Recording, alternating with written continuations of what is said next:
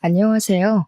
제가 아주 재미난 이야기를 들고 청취자 여러분을 찾게 되어 진심으로 신이 납니다. 제 나이 40대, 지금은 캐나다에 정착해서 살고 있는 이민자입니다. 처음에는 내 인생이 정말 척박하다, 바람 잘 날이 없다고 생각했는데 마음의 시름을 덜고 난 지금은 아주 재미난 과거가 되었네요. 나이 60도 70도 아니고 고작 40대에 산전수전 다 겪었다고 해도 과언이 아닐 만큼 파란만장한 제 이야기 궁금하시죠? 지금부터 한번 털어놔 보도록 하겠습니다.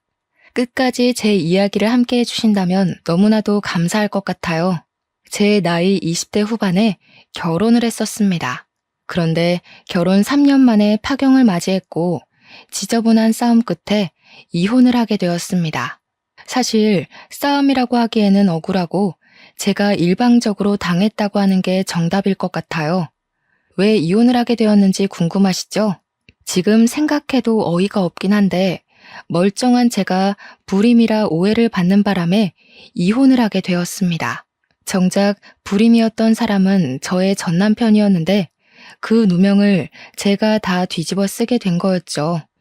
결혼하고 정말 1년이 넘는 시간 동안 아이를 가지기 위해 안 해본 노력이 없을 정도로 힘을 썼습니다. 배란일을 매번 체크하는 건 물론이고 한약도 먹어보고 남편과 저는 엄청나게 애를 썼어요. 시간을 정말 땅에다 버린 거나 마찬가지였죠. 남편과 도무지 안 되었겠기에 병원을 찾아가서 검사를 했는데 제 자궁과 난소의 기능은 100% 정상으로 나왔지만 남편이 문제였습니다. 제 남편은 정자의 기능이 거의 떨어져 있고 정자의 수도 별로 없어서 임신이 어렵다는 불임 소견을 받게 되었어요. 시험관으로도 가능성이 거의 없다면서 이 정도면 고생만 하고 아이를 가지기 어려울 것이라고 병원에서 시험관을 권하지 않았습니다. 나이도 어린데 임신이 안 된다고 하니까 남편은 엄청나게 좌절을 했어요. 그런 남편을 토닥이면서 기운을 차리게 만든 건 다름 아닌 저였습니다. 전 남편에게 그렇게 이야기를 했죠. 우리 둘이서 행복하게 살면 장땡 아니냐고요. 요즘은 애를 일부러 가지지 않는 부부들도 있는데 우리도 그렇게 둘이서만 오순도순 행복하게 살면 되지 않겠냐고 위로를 했어요. 다행히도 남편은 제 마음대로 움직여줬고 우리 둘이서만 행복하게 살자고 그렇게 약속을 했습니다. 거기다가 제가 제약회사 직원이었거든요. 그래서 일이 엄청나게 바쁘기도 했었어요. 제 커리어에 욕심이 있기도 해서 굳이 아이가 필요하지 않다고 남편을 위한 설득을 엄청나게 했죠. 하지만 우리 둘이 그렇게 결정한 것과 달리 시댁에서는 언제 아이를 낳을 거냐, 임신해라, 손주 타령을 어마무시하게 하셨습니다. 오죽하면 제가 명절을 피하고 싶어서 명절에 특근을 신청할 정도로 시달렸으니 말 다 했죠. 애가 잘생기게 해준다는 한약을 먹는 것은 기본이고 영양제도 매번 몇 박스씩 보내주셔서 집에 둘 자리가 없을 정도였습니다. 점집에도 다녀와 보고 아이가 생긴다는 암자에 가서 기도도 드려보고 정말 별짓을 다 해야 했어요. 남편의 자존심이 상할까봐 차마 시무한테 댁 아드님이 불임이라서 아이를 못 가지는 겁니다. 라고 말을 할 수도 없었습니다. 하루는 제주도에 여행을 가자고 하셔서 마지못해 따라갔더니 가서 도라르방 코를 만지면 아들을 낳는다고 했다고 차를 타고 지나갈 때 도라르방이 보이면 세워서 코를 만지게 하셨어요. 그 현무암에 제 손이 다 까지는 줄 알았다니까요. 처음에는 저에게 미안하다고 손이 발이 될 정도로 빌던 남편이 제가 아무 소리 안 하고 넘어가는 날이 많아지자 슬슬 제 편도 들어주지 않더라고요. 막말로 지한테 문제가 있어서 아이를 못 가지는 건데 입을 싹 닫으니까 제가 얼마나 짜증이 났겠습니까? 하루 이틀이면 몰라도 하루가 채 가기도 전에 몇 번이고 보채는데 진짜 미치겠더라고요. 그렇게 3년이란 세월을 보내고 나니까 시모가 제 탓을 엄청나게 하더라고요. 저한테 대놓고 불임이냐? 네 애 못 가지냐? 자궁이 약하냐? 하면서 살살 쪼아대기 시작하는데 몇 번이고 울컥했는지 몰라요. 제가 문제가 아니라 댁 아드님한테 문제가 있다고요. 하고 싶은데 그때마다 제 눈치를 살살 살피면서 제가 말을 할 수 없도록 남편이 이야기를 돌리곤 했죠. 그러다가 시모가 제대로 선을 넘어버린 겁니다. 처녀 쪽에 얼마나 놀았으면 애도 못 가지냐고요. 제가 그 말을 듣고 더 이상 참았다가는 바보 되겠다 싶어서 남편한테 소리를 꽥 질렀습니다. 야, 네가 뭐라고 말 좀 해봐. 하니까 시모가 거품을 물더라고요. 어떻게 지아비한테 너너 할 수 있냐고요. 그 와중에 우리 남편은 시모한테 뭐라고 한 줄 아세요? 얘 몸이 그렇게 생겨먹었는데 어떻게 하냐는 겁니다, 글쎄. 그 말에 우리 시모는 제가 불임인 걸 확신했고 당장 이혼하라고 난리를 쳤습니다. 이혼하라고 난리를 치니 발등에 불이 떨어진 건 남편이었죠. 새장가를 가더라도 자기가 불임이라 애를 못 낳을 게 뻔한데 어쩌겠어요. 여태 참아주고 다독여준 저랑 평생 붙어먹고 사는 게 제 딴에는 더 편하다고 생각했겠죠. 저한테 울고불고 빌었는데 제가 왜 이 꼴을 당하면서 결혼 생활을 유지해야 하는지 모르겠더라고요. 그래서 시모한테 당당하게 이야기했죠. 제가 아주 편한 며느리였다는 거 나중에 알게 되실 거라고 당장 이혼하겠다고요. 우리 남편은 사색이 되고 저는 남편에게 이야기했습니다. 네가 다음 부인 만나서도 애를 못 가지면 너네 가족들도 그제야 잘 알게 되겠지. 새 부인 맞이해서 잘 살아보라고 했습니다. 그러고는 떡하니 이혼 서류에 도장 찍어주고 나왔죠. 저랑 이혼하고 6개월 만에 전 남편은 선을 봐서 다른 여자랑 결혼을 하긴 했다고 하던데 그 여자랑도 결국 애 못 가지고 불임인 거 까발려졌더라고 하더라고요. 저한테 조금만 참아주지 그랬냐고 연락이 오긴 했었는데 어이가 없어서 쌍욕 한번 시원하게 박아주고 차단해버렸습니다. 여기까지도 엄청 재미있으셨죠? 그런데 제가 진짜 하고 싶은 이야기는 이게 끝이 아닙니다. 저는 이혼을 한 이후에도 여전히 제약회사에 잘 근무하면서 바쁜 일상을 보내고 있었습니다. 제가 이혼했다는 이야기를 제 입으로 떠벌리고 다닌 적은 없었지만 소문으로 은근히 퍼지더라고요. 잘 끼고 다니던 결혼 반지를 빼고 다니면서 사람들이 힐끗힐끗 제 손을 관찰하기도 했고요. 해외 부서로 발령받고 싶어서 발령 신청을 냈었거든요. 그러다 보니 주위에서 암암리에 제가 이혼했다는 소식이 퍼진 것 같더라고요. 하루빨리 해외 근무지에 발령받고 싶었지만 대기도 길고 조건이 좋은지라 몇 년이 걸릴 수도 있다고 하더라고요. 좀 아쉽긴 했는데 실적을 빨리 채우고 근무만 성실하게 해도 자리가 빨리 나올 수 있다고 포기하지 말라는 상사의 말에 대기를 걸어두었습니다. 아무튼 제가 해외 발령 신청했다는 쐐기까지 박아지자 사람들이 그제야 남편은? 하고 물어보더라고요. 그래서 그냥 이혼했어 하고 말했는데 말이라는 게 그렇게 빨리 퍼지는 줄 몰랐습니다. 반나절 만에 회사 사람들 대부분이 제가 이혼했다는 소식을 전해 들었더라고요. 그러던 어느 날 옆옆 부서에 있던 돌싱남이 저랑 별로 친하지도 않은 사람인데 대뜸 이혼했어요? 하고 물어보는 겁니다. 이건 무슨 개똥 매너인가 싶어서 무슨 상관이시죠? 이렇게 대답을 했더니 머리를 긁적이더라고요. 제가 너무 직설적으로 물어봤죠? 하면서 회사에 돌싱 모임이라는 게 있는데 거기에 들어올 생각 있냐고 물어보더라고요. 처음 듣는 소리라 이게 무슨 말인가 했는데 진짜로 회사의 돌싱들끼리만 동호회를 하나 하고 있었던 거예요.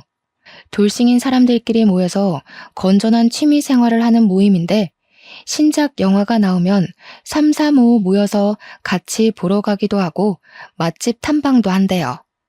술을 잘 마시는 사람들끼리는 술을 마시고 술을 못 마시는 사람들은 커피를 마시면서 이혼에 대한 고찰을 나누는 모임이라는 겁니다. 근데 이야기를 듣기만 했는데도 너무 재밌을 것 같은 거예요. 다른 사람들은 무슨 이유로 이혼을 했나 궁금하기도 하고 아무튼 호기심에 가입을 하겠다고 했습니다. 돌싱들끼리 모여서 할 말이 얼마나 많겠어요? 첫 모임 날짜가 정해지기를 엄청나게 기다렸습니다. 기대하던 돌식 모임 약속 날짜가 잡혔고 사람들끼리 만나서 카페에서 팥빙수도 먹고 영화도 보고 노래방도 가고 놀았어요. 처음 만난 자리인데도 정말 어색한 거 하나 없이 다들 잘해주셔서 적응도 금방 했답니다. 그렇게 여러 번 만남을 거치다 보니까 생각보다 사람들이 멀쩡하더라고요. 저는 좀 걱정하기도 했거든요. 문제가 있는 이혼 가정도 있을 테니까 그런 영향이 태도에서 나올 수도 있잖아요. 이야기를 들어보니까 대부분 이혼을 할 만해서 했더라고요. 누구는 남편이 도박을 해서 이혼했고, 누구는 마누라가 바람을 피워서 이혼했고, 회사 특성상 야근하는 사람들도 많고, 연구실이 한번 열리기 시작하면 집에 못 가는 일도 수두룩하니까 배우자가 바람난 경우가 꽤 많더라고요. 가정도 돌보지 못하고 더 이상 사랑하지 않아서 이혼했다는 사람들이 대부분이었어요. 그 와중에 제 눈에 딱 한 사람이 밟히기 시작했습니다. 그런데 앞불싸 그 남자가 이혼을 하게 된 이유가 글쎄 고부간의 갈등 때문이었다는 거예요. 와이프랑 시댁 식구들 사이가 걷잡을 수 없이 최악으로 치닫게 되었고 결국 와이프가 이혼 소송을 걸어서 이혼했다고 자기가 죄인이라고 하더라고요. 세상에 이혼 사유 중 최악 중에 최악 아니겠습니까? 막말로 저도 뭐 그런 이유로 이혼을 한 거긴 하지만요. 저는 당하는 입장이었고 저기는 따지고 보면 가해자 입장이나 다름없으니까요. 그래서 저는 저 남자랑은 절대 엮이지 말아야겠다고 생각했습니다. 하지만 사람 마음이라는 게 그렇게 쉽게 정리가 되고 하고 싶은 대로 이루어진다면 제가 하버드를 왜 못 갔을까요? 모임의 횟수가 늘어날수록 제가 속수무책으로 빠져들더라고요. 그런 이유가 다 따라붙는다 해도 남자가 너무 괜찮았어요. 연구실 직원이었는데 정말 똑똑하기도 했고 생긴 것도 냉기가 흐르는 미남 스타일이었다고 할까요? 약간 은퇴 안경이 잘 어울리는 지적인 이미지가 가득한 남자 있잖아요. 너무 제 취향이었습니다. 게다가 이 사람도 은근슬쩍 저한테 관심을 표현하는데 어른들의 썸이라는 게 느껴졌달까요? 몇 개월 동안 모임이 지속되면서 술자리도 몇 번 가지고 했는데 어느 날 제 옆에 앉은 이 남자가 술을 마시고 제 손을 은근히 잡아오더라고요. 그런데 그 온기가 너무 따뜻하고 포근하고 좋은 거예요. 결국 저도 마음을 열고 이 남자의 품속에 빠져들게 되었습니다. 그러면서도 마음 한구석에 고부간의 갈등이라는 단어가 콕 박혀서 빠질 생각을 하지 않았어요. 그래서 솔직하게 돌파를 하기로 마음먹었고 대놓고 이야기를 했습니다. 고부간의 갈등을 이길 자신이 없다고요. 첫 번째 결혼 또한 시어머니의 잔소리에 이혼을 하게 되었고 나는 2번이나 그 지옥을 겪고 싶지 않다고 했습니다. 그러자 저한테 그러더라고요. 자기도 절대 그런 이유로 2번 다신 이혼하고 싶지 않다고요. 자기가 든든한 벽이 되어주고 무조건적인 편이 되어줄 테니 믿어달라고 하면서 결혼을 하자고 했습니다. 제 나이 34살에 저는 바보 같게도 그 남자를 믿고 2번째 결혼을 결심하게 되었죠. 서로 결혼 이야기까지 나온 마당에 말도 안 되는 일이 발생하고 말았습니다. 바로 제가 신청했던 해외 발령이 떡하니 자리가 났다고 연락이 오게 된 것이었습니다. 이걸 같이 가자고 할 수도 없고 기러기 부부를 하자고 할 수도 없는 상황이 되어버린 것이죠. 게다가 예비 신랑은 제약회사의 꽃이라는 연구실에서 재직하는 연구원이었기에 회사의 중요한 재원이었거든요. 근데 예비 신랑도 저에게 수심이 가득한 얼굴로 할 말이 있다고 시간을 좀 내달라고 하더라고요. 오늘이 날이라는 생각이 들어서 이별을 이야기할 생각으로 퇴근 후에 회사에서 조금 떨어진 카페에 나란히 앉아 이야기를 하게 되었습니다. 먼저 이야기를 하겠다고 하더니 저에게 일을 그만둘 생각이 있냐고 물어보더라고요. 저도 제 커리어를 정말 중요하게 생각하고 있었던 터라 그래서 해외 발령을 포기할 수 없었던 거기도 했고요. 그래서 회사를 그만둘 생각은 전혀 없다. 무슨 일이냐 하고 물어보았죠. 그러니까 저한테 사실은 자기가 해외 발령이 났다면서 6개월 뒤에는 캐나다에 가야 한다고 하는 겁니다. 너무 좋은 기회이기도 하고 해외 연구실에서 직접 배울 수 있는 기회라서 절대 포기하고 싶지가 않대요. 근데 저의 발령지도 캐나다였거든요. 예비 신랑에게 이야기를 했어요. 나도 캐나다에 가야 하는데? 오늘 그 이야기 하려고 했어. 하고요. 그러니까 예비 신랑 얼굴이 눈에 띄게 밝아지는 겁니다. 캐나다에 외국 제약회사와 같이 쓰는 협동 연구실이 있거든요. 그 연구실 옆 건물이 우리 캐나다 지사고요. 같이 가면 되는 거 아니냐고, 이게 바로 하늘이 내려준 운명인 것 같다면서 6개월 안에 결혼식을 올리고 캐나다에 가자고 하더라고요. 이별을 생각하고 만나는데 결혼의 급물살을 타게 된 거죠. 그런데 결혼 이야기를 구체적으로 나누고 각자의 집에 이야기를 하기로 했는데 고부간의 갈등이 자꾸 생각나더라고요. 게다가 재혼인데 재혼까지 실패하면 제가 무슨 면목으로 부모님을 뵐 수 있겠어요. 어떻게 해야 할지 고민을 하는 와중에 예비 시댁에서 먼저 저를 보고 싶다고 연락이 왔고 고부간의 갈등을 한번 겪어보자 싶어서 만나러 나갔습니다. 엄청나게 걱정을 하면서 딱 예비 신랑 네 가족을 만났는데 이게 웬걸? 시모에게 문제가 있는 게 아니라 신우가 문제가 있더라고요. 외적인 데서부터 깐깐한 포스가 느껴지는데 얼굴에는 심술이 덕지덕지 붙어가지고 완전 못돼 처먹게 생겼더라고요. 문제는 성격 또한 진짜 못돼 처먹었다는 것이었어요. 시모도 그렇다고 착하고 순한 건 아니었지만 은근히 바보 같은 구석이 있긴 하더라고요. 자기 꾀에 자기가 넘어가는 그런 부류 있잖아요. 저한테 시모랑 신우 둘이서 계속 재혼을 걸고 넘어지는데 자기 아들도 재혼이라는 사실을 까먹은 것 같더라고요. 그것도 고부간의 갈등으로 이혼을 하게 된 거였는데 뭘 믿고 자꾸 저한테 재혼 들먹이는지 어이가 없었습니다. 대놓고 물어본 건 아니고 은근히 돌려서 물어보니까 예비 신랑의 전부인이 악기를 다루던 사람이었다고 하더라고요. 할 줄 아는 게 피리 부는 거밖에 없었다면서 그걸로 괴롭혔다고 신우가 자랑스럽게 이야기를 하더라고요. 전부인네 집이 꽤 부잣집이었다는데 살림 하나하나 트집 잡으면서 괴롭히니까 못 버티고 이혼하자고 한 거죠. 그것도 결혼한 지 6개월 만에 이혼을 했대요. 그러면서 저한테 6개월 살고 이혼한 거랑 3년 살고 이혼한 거랑 같겠냐면서 모양 빠지는 건 제 쪽이니까 알아서 잘 하라고 하더라고요.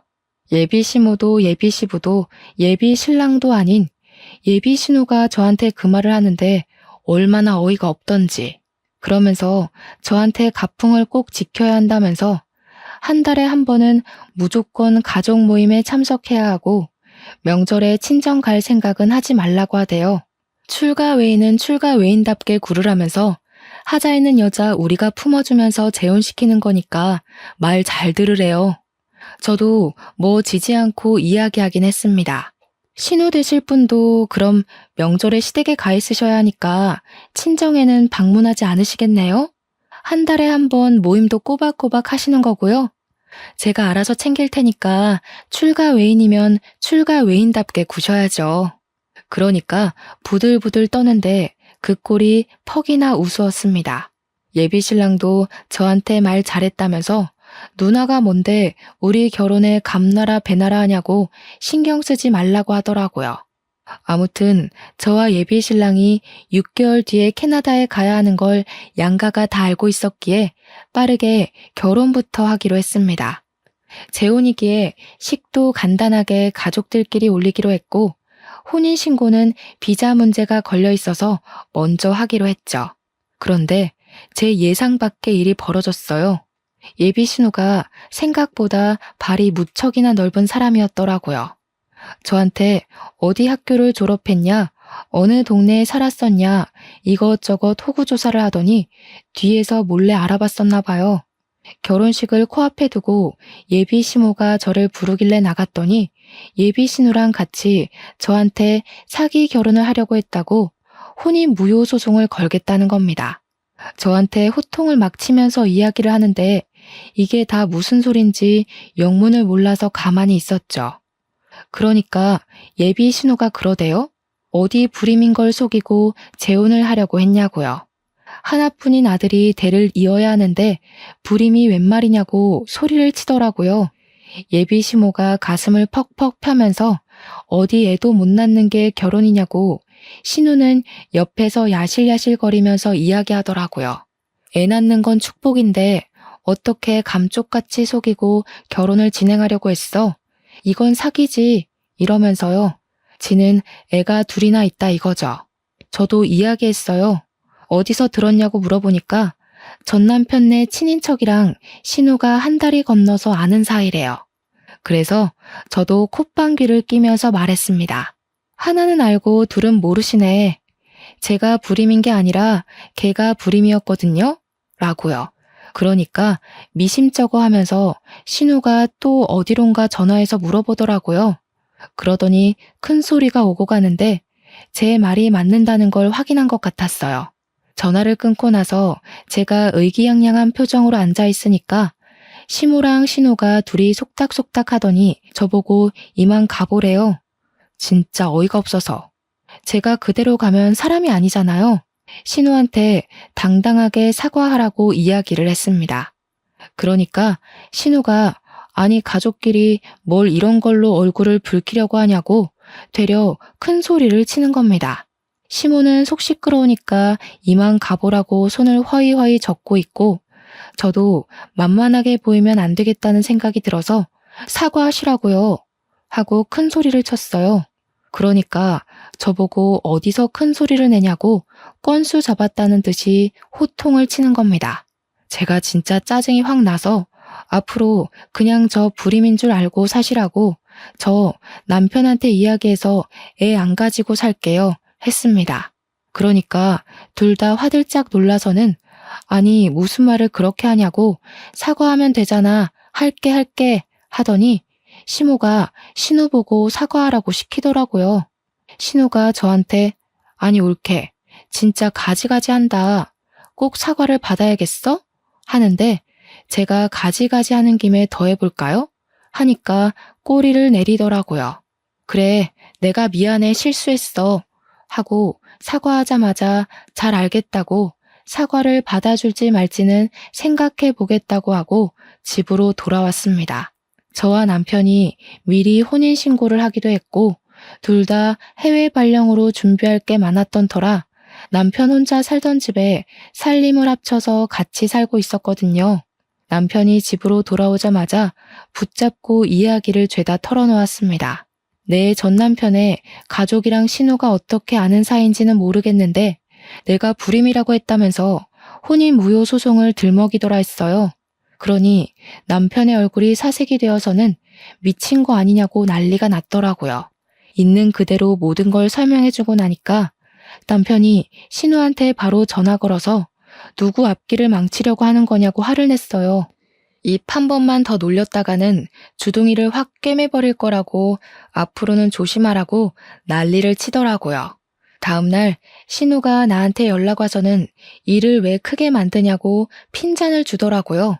자기가 사과한 걸로 끝냈으면 됐지 굳이 가족 간의 분란을 만들 필요가 있었냐고 자기 할 말만 하더라고요. 그래서 저는 그냥 살포시 무시해버렸습니다.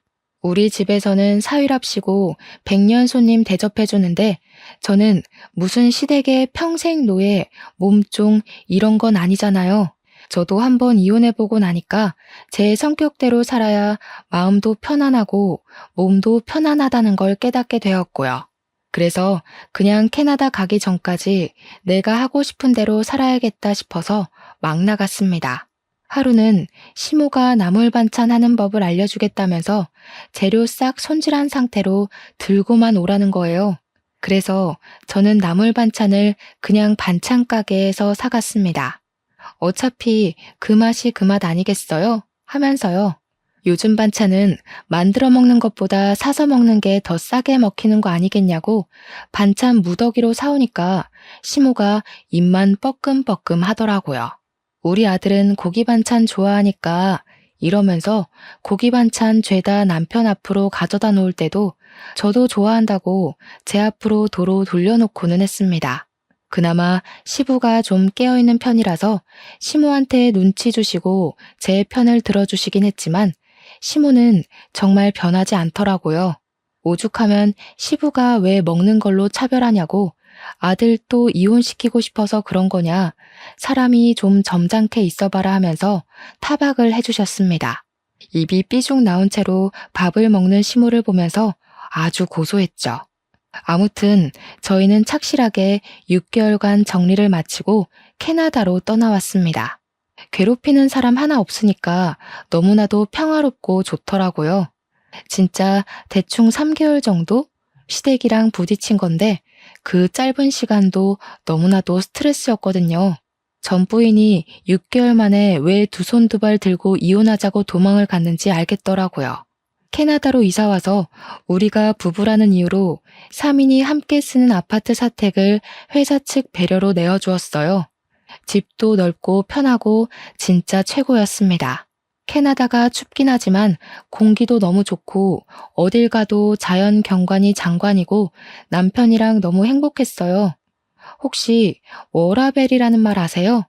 워크라이프 밸런스가 어찌나 좋은지 퇴근도 칼퇴근이고 실적 가지고 쪼아대는 것도 없고, 물론 그만큼 스스로 잘해야 하는 것 환경인 것도 맞지만 한국에서 뼈를 갈아 넣으면서 일했던 경력을 생각하면 여기서는 충분히 하고도 남겠더라고요. 그렇게 우리는 3년간의 해외 계약을 잘 마치고 한국으로 돌아가 보자 하는 마음으로 살았습니다. 물론 임신 계획은 3년 뒤로 미루게 되었죠. 제가 임신을 하게 되면 육아휴직을 내야 하는데 발령까지 와서 그러면 민폐니까요. 캐나다에 와서 처음으로 여름 휴가철이 다가왔어요. 남편과 저에게 2주라는 휴가 기간이 주어졌고 첫 휴가이니만큼 한국에 다녀올까 싶어서 고민을 하고 있었습니다. 우리 엄마 아빠도 보고 싶고 솔직히 시댁 식구들은 별로 보고 싶지 않았지만 친구들도 보고 싶고 한국 음식도 먹고 싶었거든요. 해외 지역 특성상 한식이 좀 비싸서 원 없이 먹기에는 힘들었거든요. 근데 때마침 신우에게 연락이 오더라고요. 휴가 일정이 어떻게 되냐고 물어보더니 대뜸 우리가 캐나다에 안 가봐서 가보고 싶거든 하시는 겁니다. 시모가 우리 사는 것도 궁금하다고 했고 겸사겸사 2주일 정도 캐나다에 가려고 하는데 괜찮지? 하는데 괜찮을 리가 있나요? 저희는 한국 가려고 했다고 이야기를 했더니 그러면 곤란한데? 우리 이미 비행기 티켓 다 끊었어 하는 거예요. 아니, 일정 조율을 미리 하자는 것도 아니고 이미 비행기 티켓 끊었다고 통보하는 건 어디서 배워먹은 버릇인지. 신우는 한술 더 떠서 날짜를 말해주더니 이날 가니까 일정 비워놓으라고 하더라고요. 옆에서 남편은 이러지도 못하고 저러지도 못하고 발만 동동 구르는데 뭐 어쩌겠습니까? 이미 비행기 티켓까지 다 끊어놨다고 하는데 겨울 휴가 때 한국에 들어가자고 꼭꼭 약속을 했죠.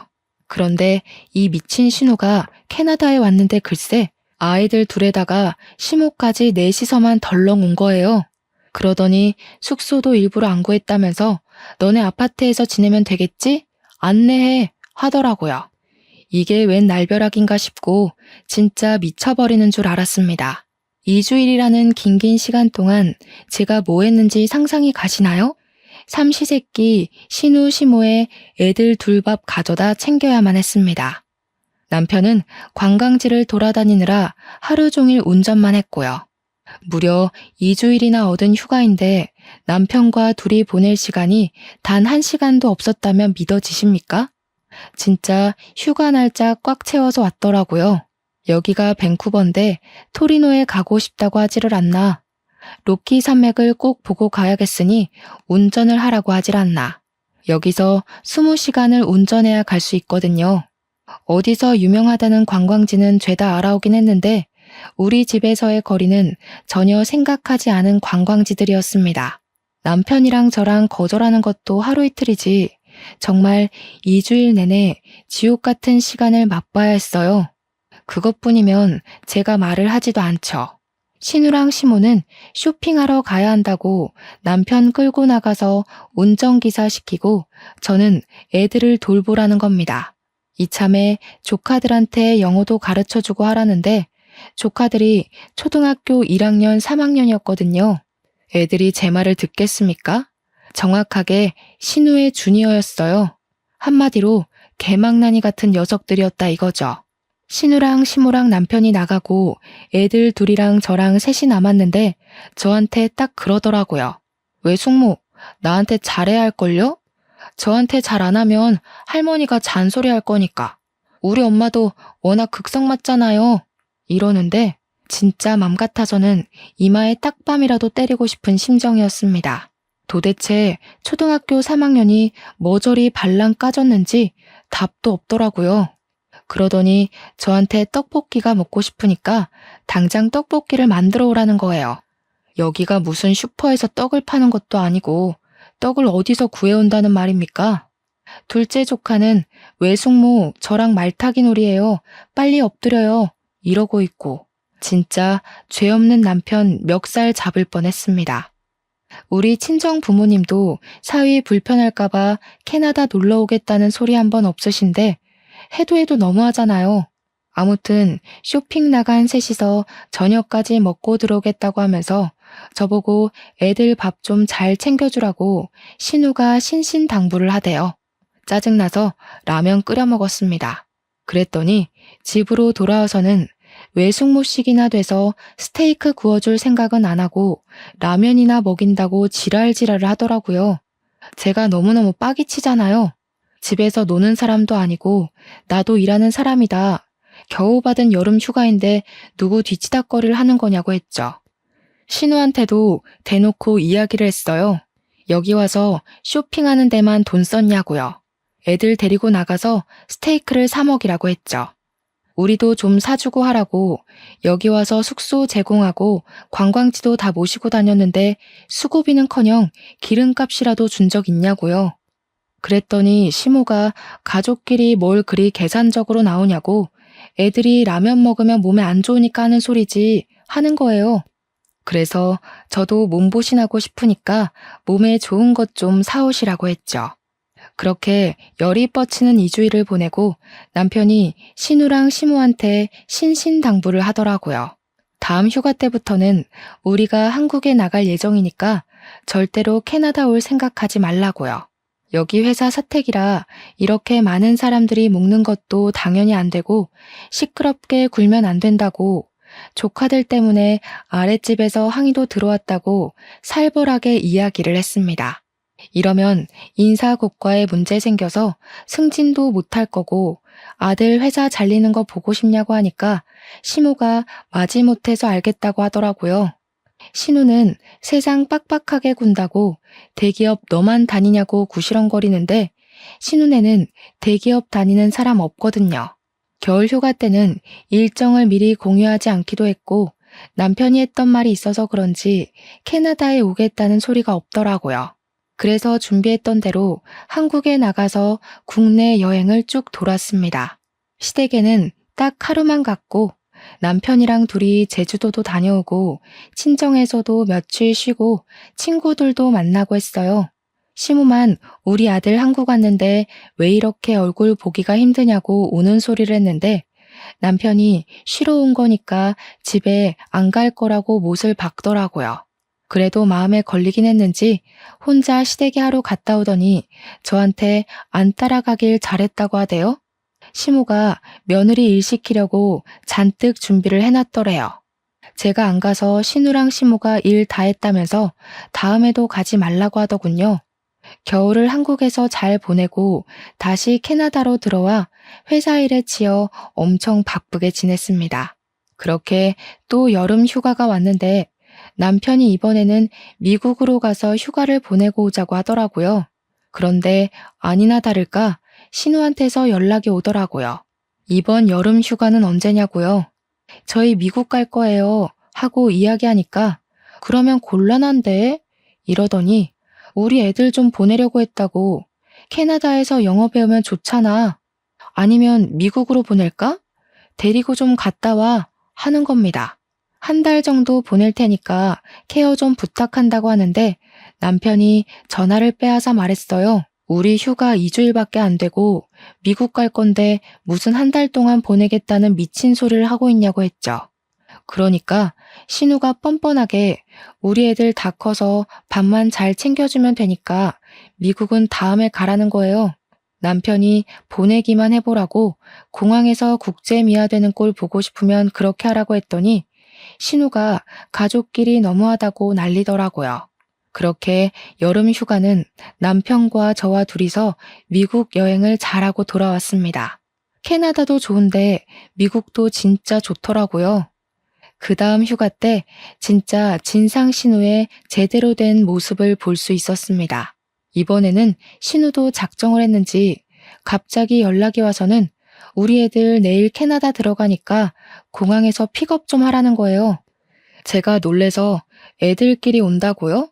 했더니 다 컸으니까 상관없다고 밥 잘 챙겨주고 숙제 좀 도와주고 영어 공부도 시켜줘 하고는 끊더라고요.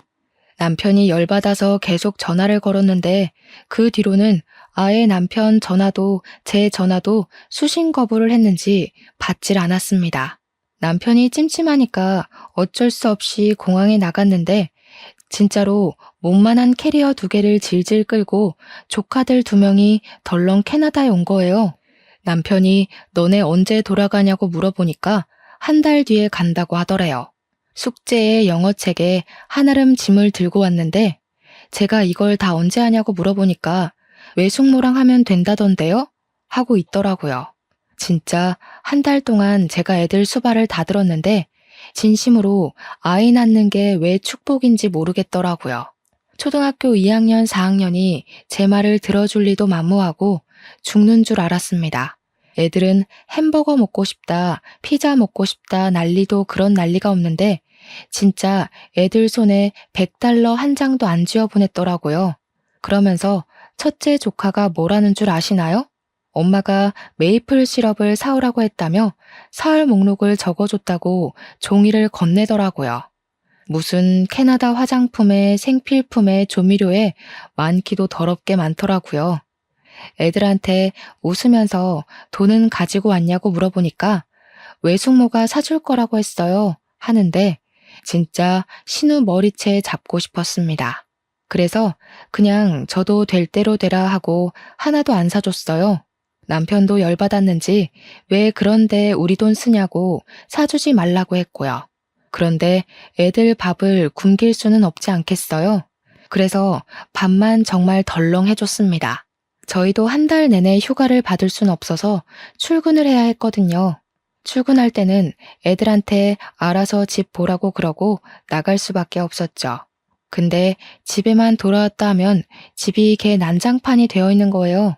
자기들끼리 뭐 해 먹겠다고 난리를 친 건지 하루는 주방이 완전 밀가루 범벅이 되어 있었습니다.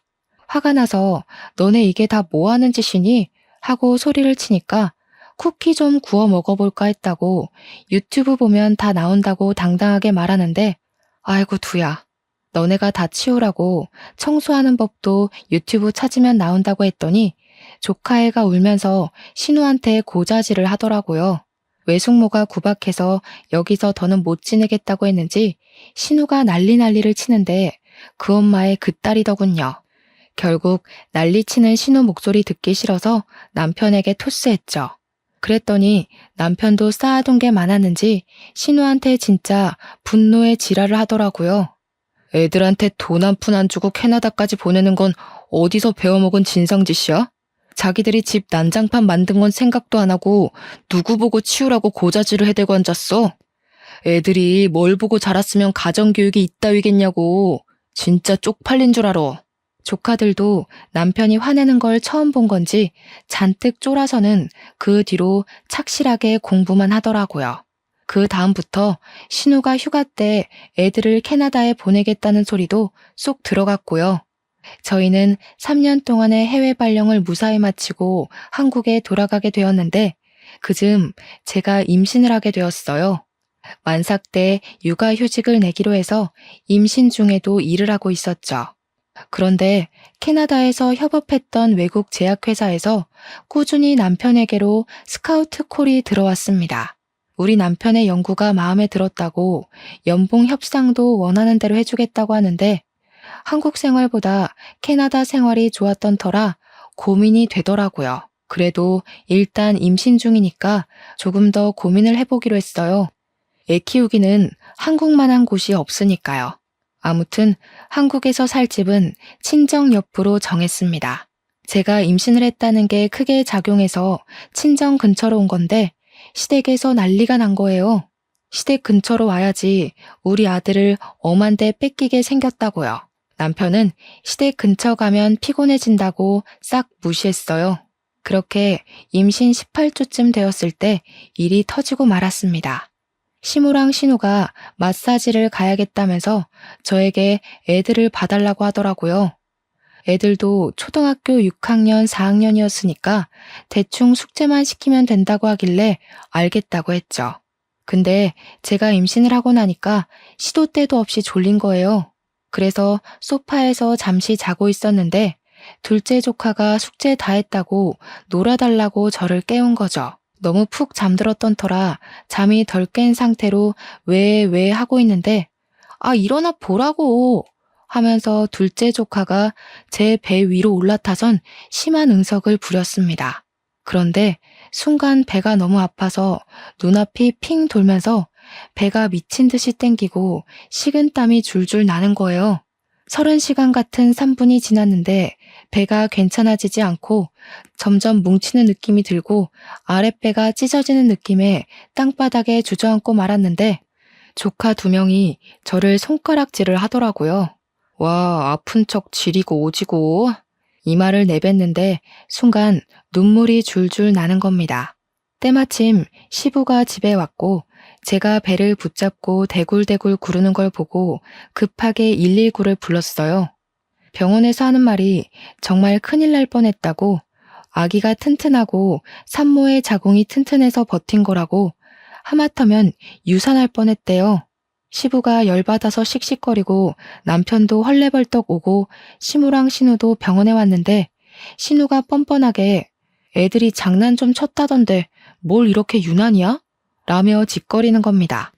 남편이 열받아서 씩씩대는데 옆에 서 있던 시부가 신우 따귀를 확 날려버렸습니다. 너 때문에 귀한 손주 잃을 뻔했는데 어디서 뻔뻔하게 그딴 소리를 짓거려? 뺨 맞은 신우랑 시모랑 둘 다 얼어붙어 있었죠. 엄마고 누나고 꼴도 보기 싫어. 당신네들 꼬락서니 보기 싫어서 우리 이민 갈 거야. 찾아올 생각도 하지 말고 연락도 하지 마.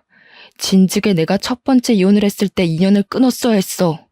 그 말에 시모가 사색이 돼서 아들아 아들아 하는데 시부가 당신은 아들이라 부를 자격도 없다고 고래고래 화를 냈어요.